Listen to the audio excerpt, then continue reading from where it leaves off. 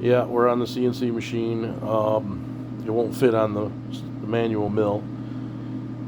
This is for one of my customers that I consult for. I normally don't do any of this type of work for them, but they're in a pinch, so we got to make something for them. So I'm just setting it up.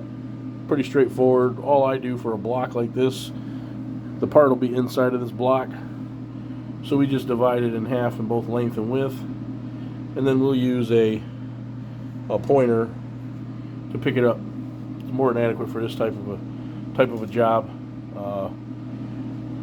We'll probably put a small tooling hole in there temporarily,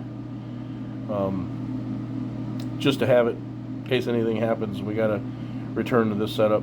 It will eventually get cut away, but I'm just going ahead and getting it set up right now. So I'll bring you back when a little bit more interesting stuff is going on. Thanks.